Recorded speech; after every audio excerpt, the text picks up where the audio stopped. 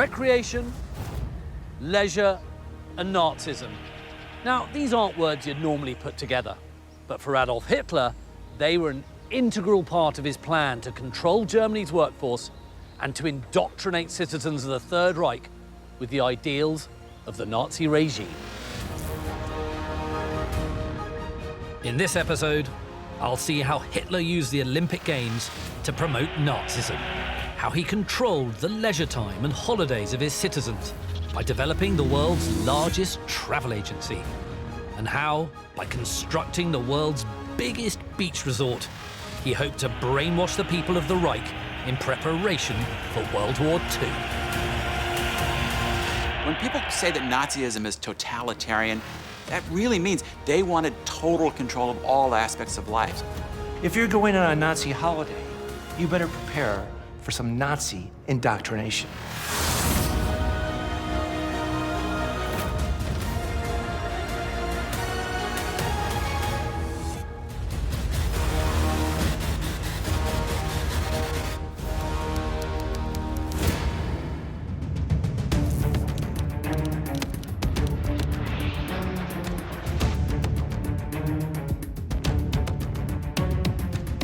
When Hitler came to power in 1933, he was keen to provide a showcase for his new Nazi regime, one that would make the international community take notice of the new Germany and to stamp his country's mark firmly on the world map.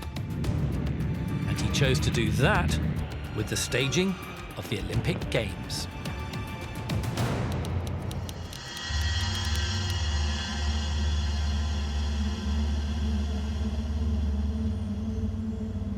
By far the largest single international event held during the Nazi period was the 1936 Berlin Olympic Games.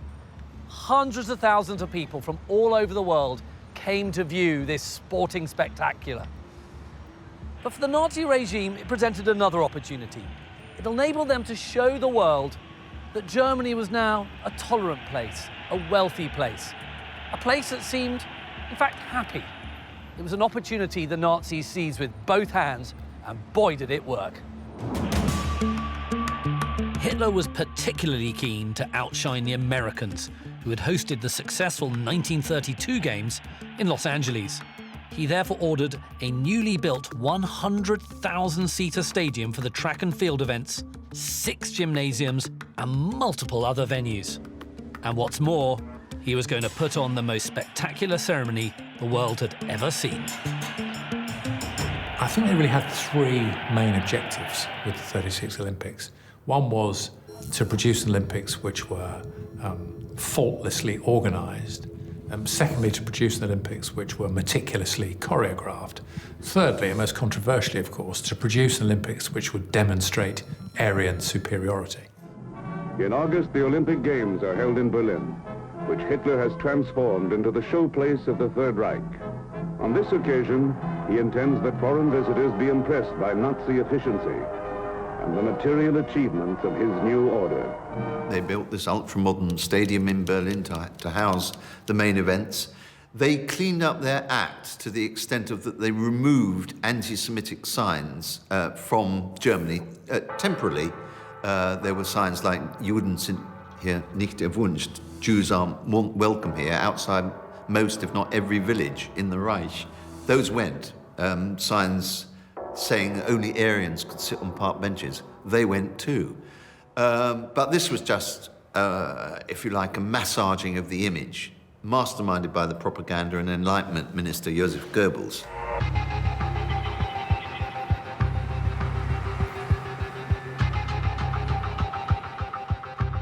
The Nazis actively masked their racial views from the international community.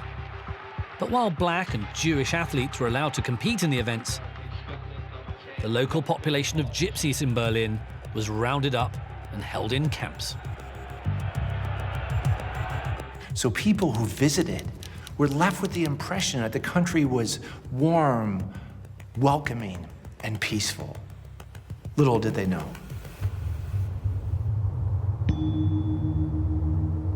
During the build-up to the Berlin Olympics, there were several campaigns worldwide calling for a boycott on the basis that Nazi involvement made the whole event morally questionable. The Germans had been awarded the Olympics before Hitler came to power. And there was real indecision in part of some of the world's nations, specifically Britain and the United States, whether they wanted to participate in this particular Olympics, because they kind of figured that the Germans would use it purely for propaganda purposes. The British told them right up front that unless they eased the restrictions on Jews and they let all Jewish athletes compete, they would not come. And the Americans, there were, of course, Americans who were also telling them that, well, unless you do this, we're not going to come. But despite this, a total of 49 nations took part in the Games, and ambassadors and spectators from across the globe filled the venues in support of their home countries. You've really got to imagine what it would have been like in August 1936. This would have been packed with tens of thousands of people, but the one everybody had their eyes on was Adolf Hitler. He was up there in his stand, and he almost literally had the world at his feet. And all around him would have been Olympic flags. But more gratifyingly for Hitler were swastikas, the swastikas of the Third Reich. If you want a better symbol, you're not going to find it, of the fact that the Nazis were seeking to own the Games. They wanted to own the Olympics forevermore. In point of fact, the 1936 Berlin Olympics were really the start of the razzmatazz that we see in the Olympic Games to this day. Yes, I think the 1936 Olympics are probably, you might describe, the first really modern, if you like, media-savvy Olympics. It was actually the first games that were televised. And as well as being televised, it was also the first sporting event to be broadcast live to special screening rooms throughout Berlin, while coverage of the events could also be accessed via the radio in over 40 countries worldwide. The Nazis actually developed a look for it, which probably hadn't happened before. They showed things like the torch relay, which was an innovation of the 1936 Olympics, which was designed to sort of link it back to the classical past and to link Nazi Germany to the classical past as well.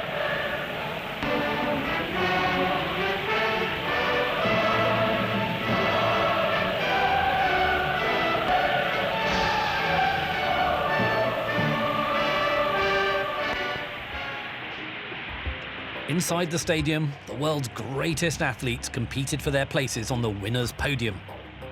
There were many notable achievements from the Netherlands, Hungary, and of course, Germany. But the one person everybody was watching was the USA's Jesse Owens. It was the African-American athletes that gave Hitler his problem. And they were there to compete, and they were there to win.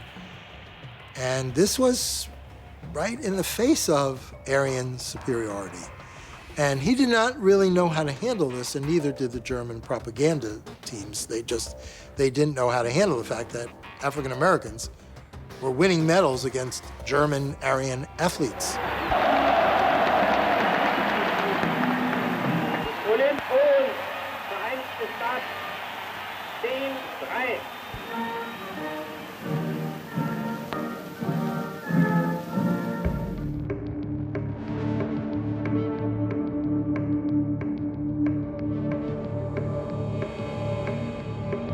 Of course, it would have been highly embarrassing for the Nazis if Germany had actually done badly during the Games. But you know what? Hitler needn't have worried. Germany did spectacularly well. She won 33 gold medals, 9 more than the Americans, and she topped the medal table. But the Nazis also won another Games. They won the propaganda Games, because all those international visitors, they went home and they told everybody that actually Nazi Germany was a really decent place. Hitler had hoodwinked the world.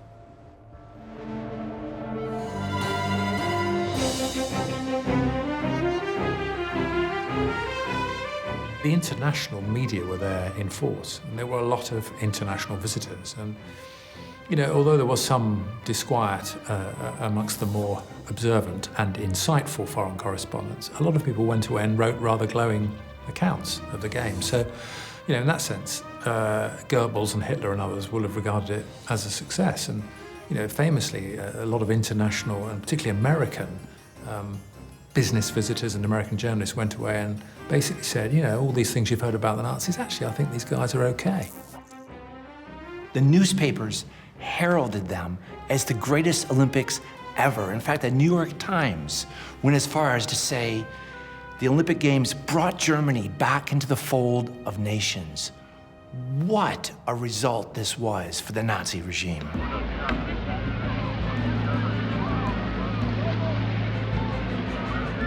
Hitler wanted to capitalize on the success of the Olympics by promoting Germany as an international tourist destination for foreign visitors.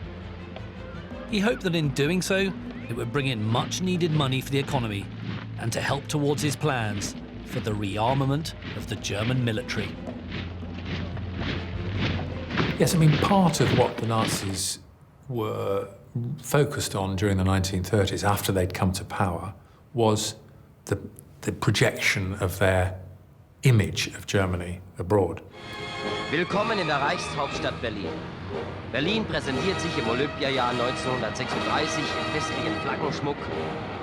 The Nazis were always trying to package Germany to create an impression of growth and forward movement and strength, both for their own population, but also for other people coming in to visit the country. It's no coincidence that they built the biggest airport in Europe, even though they didn't have very many planes.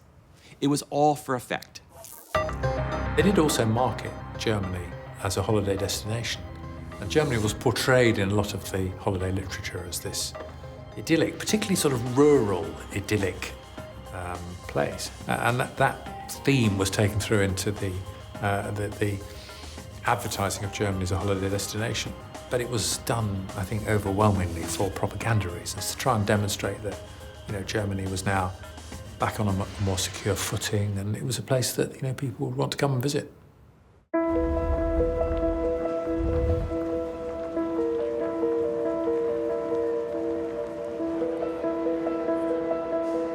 As well as advertising campaigns, they also offered favourable exchange rates and subsidised travel to and from the Reich in the hope of luring in foreign holidaymakers with foreign money.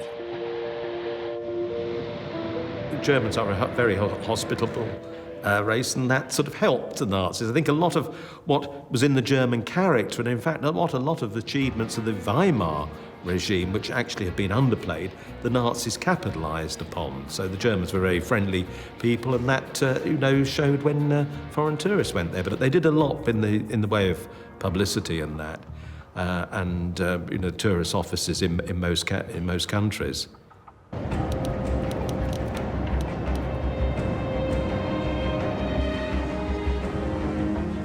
Part of the Nazi tourism policy was to make Germany an international capital of arts and culture, with museums of fine art to rival those of Paris, London, and New York.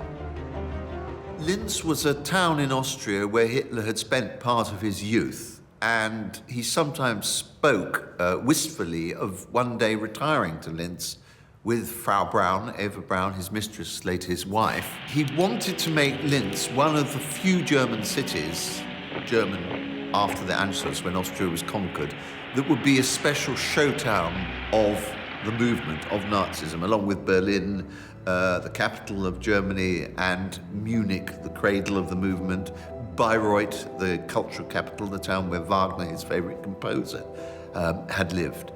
And Linz was one of the towns on that list. But while the creation of museums and galleries might be seen as a positive step, Hitler had intended to fill the museum at Linz with stolen art from the countries he was planning to invade and conquer. But Hitler had very strict views on the kind of paintings that people should be admiring. So he set about trying to control the way people viewed and even appreciated art. He loved the classical art. He had no trap with any sort of modernism, anything after the late 19th century, around the time of his birth, was anathema to him. And this was, of course, the period of expressionism, of surrealism, of abstract art coming in. All those were banned by the regime, and then they went so far to stage a special exhibition, originally in Munich, it later travelled around, called an exhibition of entartete Kunst, of degenerate art. Despising modern art, Hitler ordered the removal of artworks he deemed inappropriate from museums and galleries across Germany. They were then to be displayed alongside other so-called degenerate works in the hope of discouraging citizens and foreign visitors from pursuing their appreciation of the growing surrealist art movement. In fact, it attracted more visitors, despite the mocking captions around the pictures and sculptures displayed, than an exhibition of official approved German art that went on at the same time.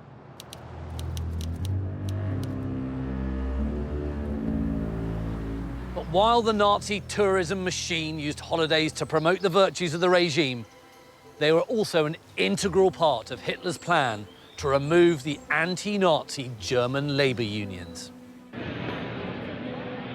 He started this process by declaring the 1st of May an annual public holiday for all workers across Germany, and used this as an opportunity to give a speech directly addressed at the workers themselves. He declared that the slogan of the day would be "Honor the work and respect the workers," and he urged them to unite for the good of the nation.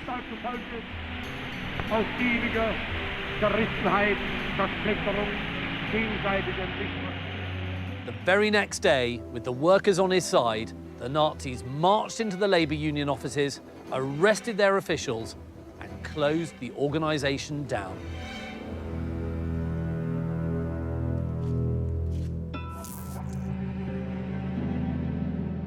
The Nazis wanted to take control of the labor unions because they didn't want industrial unrest, they didn't want any resistance to their plans to rearm, remilitarize Germany.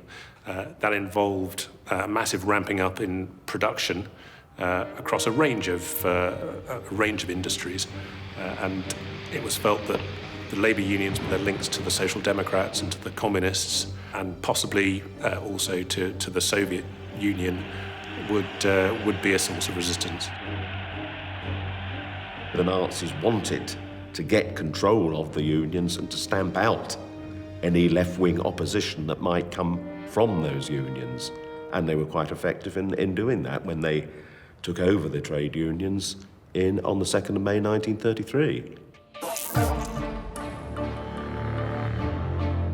Hitler replaced the labor unions he had closed with a single nationalized union known as the German Labour Front. He made membership compulsory for all workers and demanded absolute loyalty and obedience. In return, he would offer them something they had never been given before: state-funded recreation and leisure time. The German Labour Front decided that it not only wanted to control people in work, but also outside it. So it established a whole program of sport, entertainment, and socializing that it called Strength Through Joy.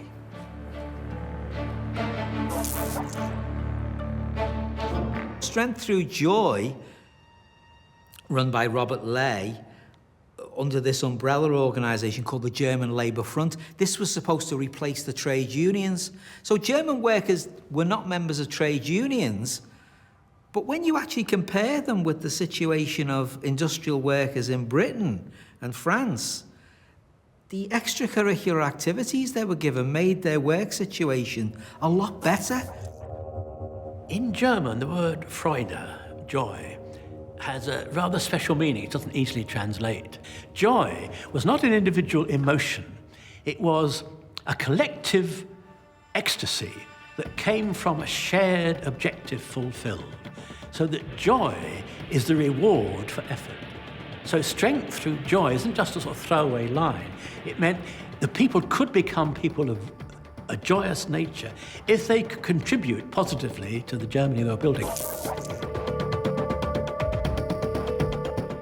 Strength through joy was a good way of giving, if you like, sweeteners to the public, but also controlling them. This was an aspect of their private life when a family went on holiday. So the Nazis wouldn't want that. They would want, at all times, the state to be the be-all and end-all for people, not the family. So the best way of doing that was to have an organization that provided cheap holidays, cheap travel on cruise ships, on purpose-built holiday blocks on the North German coast, and controlling people's leisure time through this state organization, through this Nazi outfit.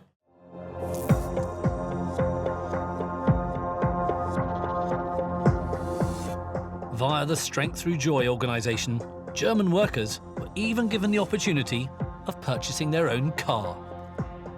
Having seen what Henry Ford had achieved in America, Hitler was inspired to create a robust and affordable people's car, the KDF Volkswagen.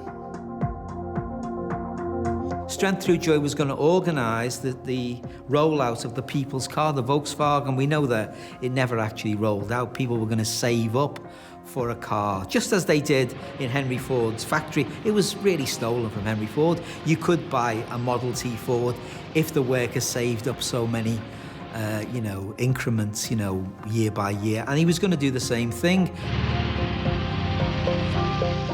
The People's Car would be made available to citizens through a savings scheme at the price of 990 Reichsmarks, the equivalent value of a small motorbike.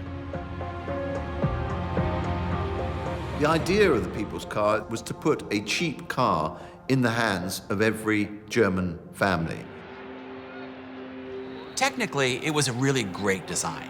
A very lightweight car with a body that could be easily bolted onto the chassis and an air-cooled engine. Very simple, easy to maintain. Maybe not the best in very hot weather or under high loads, but for a dirt cheap, practical, durable car, it was really beautifully engineered, as generations of people after World War II discovered when the VW Bug became one of the most popular vehicles in the history of the automobile.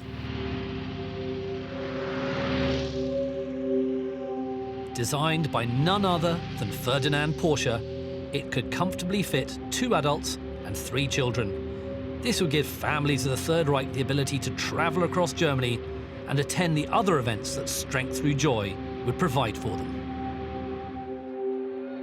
The basic design was made, the first prototype models were made, but at that point, the Second World War broke out and production had to be switched to military means, and the People's Car took a back seat, and it was only revived so successfully after the war was over.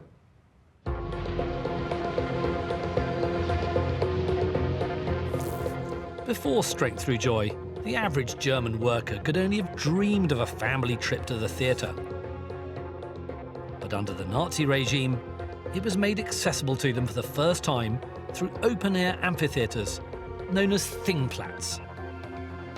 Here, German citizens could see plays, performances, or classical music concerts.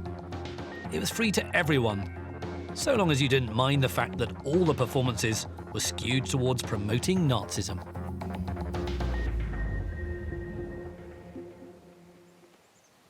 It's when you're in one of these places that you realise quite how closely they were modelled on ancient classical amphitheatres. Up here, you've got this great row of seats and steps that rises about 30 or 40 feet. And around me here, you've got this fantastically perfect semicircular stage, which is acoustically fantastic.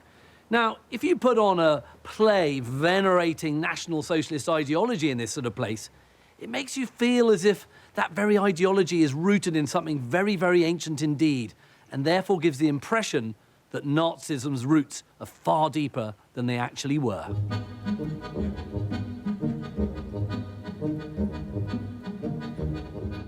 In addition to this, Strength Through Joy also provided holidays for its members. And in 1937, they began construction of the first of their custom-built cruise liners, the mighty MV Wilhelm Gustloff.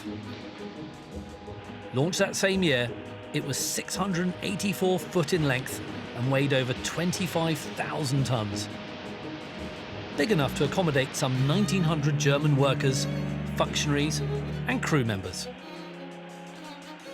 It would go on to complete over 60 cruises and transport roughly 65,000 holidaymakers.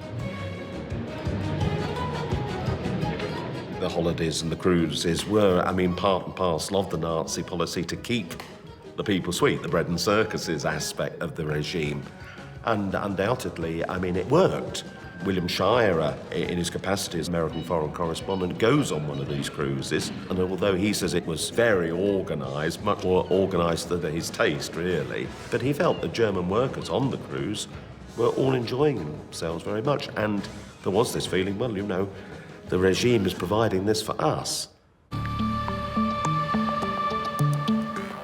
The cruises went to destinations such as Italy, Madeira, and the Norwegian fjords. And all food, drink, and entertainment were provided for the passengers as part of the package. But while it may seem idyllic, the reality was quite different. Many passengers remarked on the strict daily routines and the lack of free time for any relaxation. It was a very controlled, activated holiday in which people wouldn't be allowed to wander off on their own, or wouldn't be encouraged to wander off on their own and do their own thing. They would do the recognised, approved things. But a key part of Strength Through Joy also was the sort of educational aspect of it. So, people might go on a Nazi cruise, but they'd have to listen to a lot of Nazi lectures while they did it. They had 40 bathrooms. They had 100 showers. But they had 156 propaganda speakers. If you're going on a Nazi holiday, you better prepare for some Nazi indoctrination.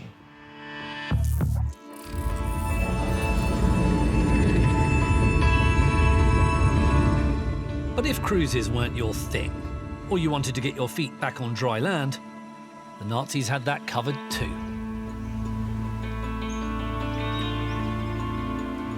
In 1936, Hitler had ordered the construction of a truly colossal holiday resort.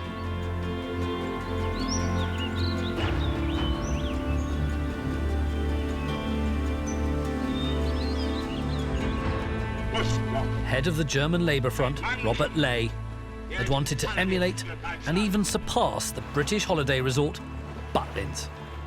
He believed that every German worker deserved a beach holiday. The biggest single surviving edifice from the Strength Through Joy movement is this, Prora holiday camp. It was built between 1936 and 1939 here on the island of Rügen in northeastern Germany. And from where I am, it stretches a staggering 4.5 kilometers all the way down there.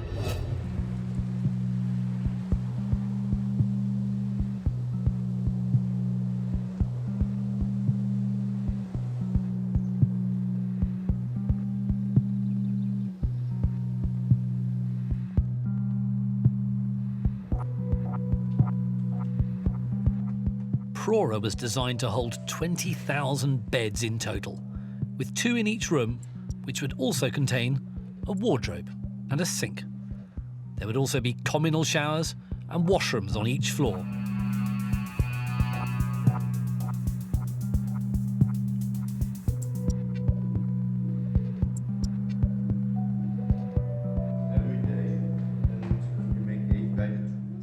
Jan Siedler is a guide here at Prora, and he's agreed to meet me to tell me more about life at this Nazi holiday resort.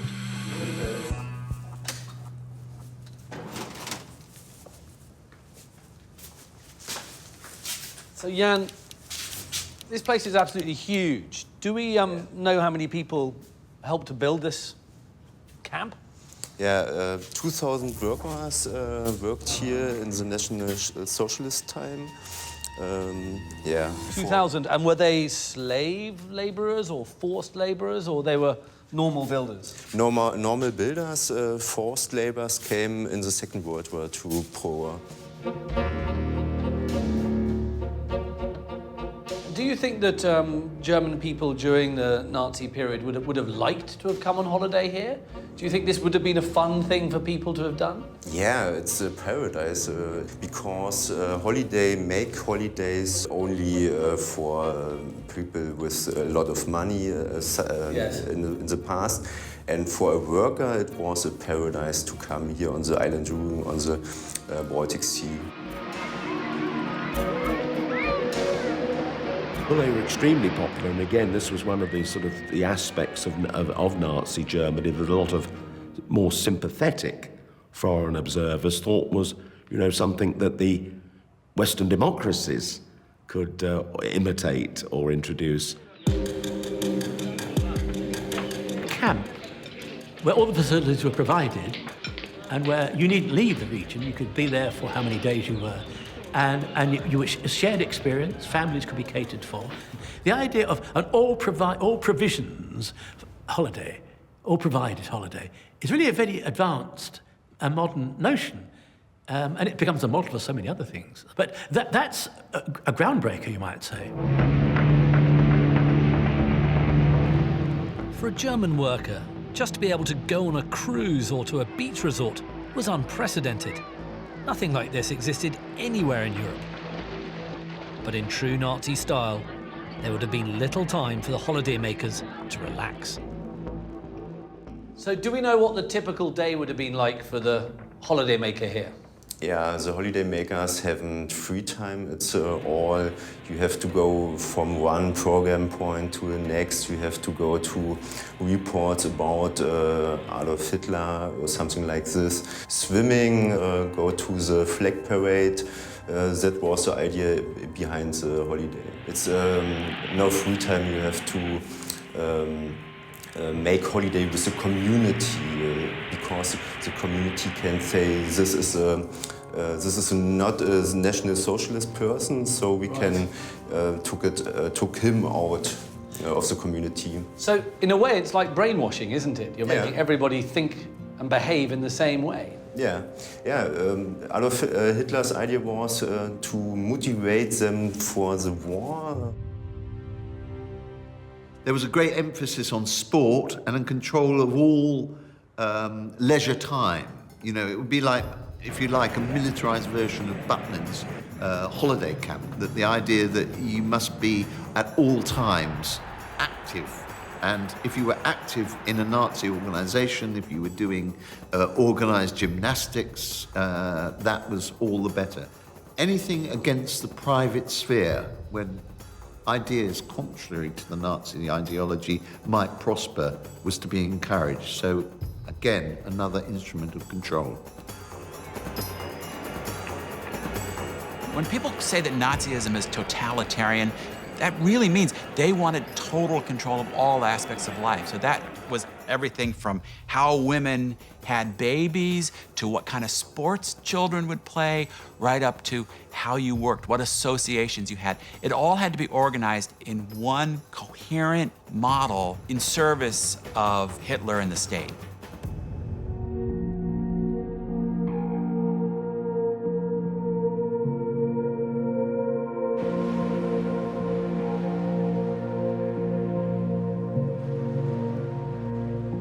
Made up of 8 identical buildings and occupying over 3 miles of beachfront, here families of the Third Reich would sit together to enjoy their catered meals and be provided with Nazi propaganda-based entertainment. Strictly scheduled, there would be little in the way of downtime or individual activities. Everything was designed to be done in groups, and participation was mandatory. Were there other camps similar to Prora? From this seaside resort, the plan was to build 5 of these, all of them on the Baltic Sea, but only Prora was built. The Strength Through Joy organization organized other holidays? Yeah, other holidays in all of the Germany parts. You can go walking, you can go to the North Sea, you can go make holiday in Bavaria or something like this.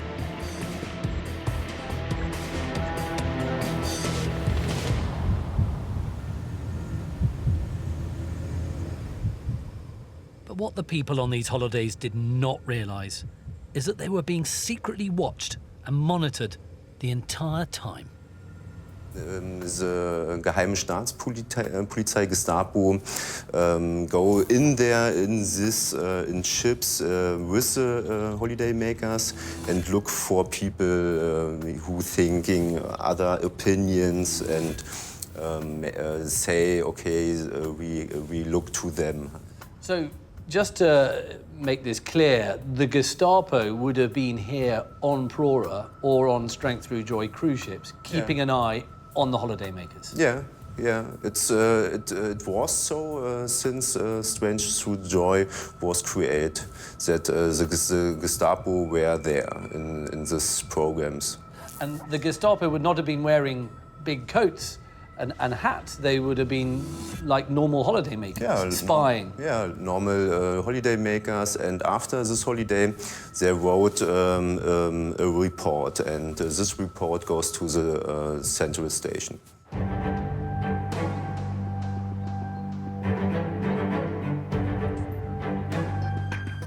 Prora was never fully completed, and today it lies abandoned on the shores of the Baltic Sea. But nevertheless, what the Nazis had achieved with Strength Through Joy made them incredibly popular with the German people, and it helped them to cement their hold on the country in the lead up to the Second World War. Subsidised holidays, subsidised rail travel, fitness centres, sporting events as well were organised, athletics leagues, fantastic cafeterias, enormous state-of-the-art cafeterias so that people could go to work, get a really good meal, maybe listen to some classical music. I mean, if you actually look at Strength Through Joy, you've got to say that it did improve the working conditions of industrial workers, for example.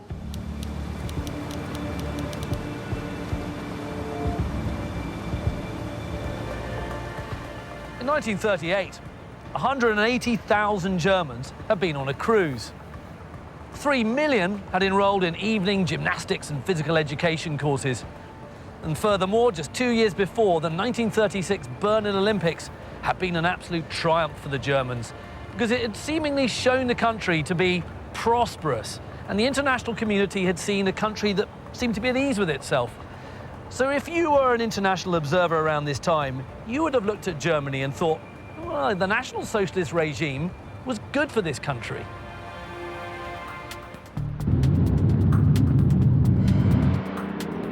The start of World War II signalled the end of Strength Through Joy, as Hitler now directed his resources towards military efforts. The people of Germany would now have to make their own entertainment. And one option that was readily available was the beer hall. Beer was as much part of the German national identity as lederhosen or bratwurst. Nevertheless, Hitler wanted to control that too. The Nazis thought about banning alcohol in the Third Reich, and of course Hitler was mostly a teetotaler. But there were two issues. One is they were making a lot of money on taxation of alcohol, and two, they were afraid of the public backlash. Imagine during these tough times you tell your people, sorry, you can't have a drink.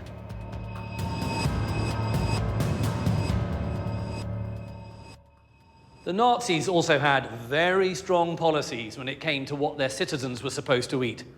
It was considered the duty of every German to protect their health and to guard against disease so that they could be productive members of the community. So, with that in mind, the regime published extensive dietary guidelines as pamphlets and propaganda campaigns. So what was in and what was out? Out is everything here. Eating meat, certainly a little bit in moderation, but not very much. Same with alcohol, just a little bit. Then you also had white bread. That was most certainly out. And what was also out was butter. Then, on this side of the table, you have everything that the Nazis wanted their citizens to eat. So plenty of fresh fruit and vegetables, potatoes, brown bread, grains and pulses, and all cooked in olive oil, and certainly not with the hated butter. Ironically enough, everything on this side of the table was what Hitler liked to eat.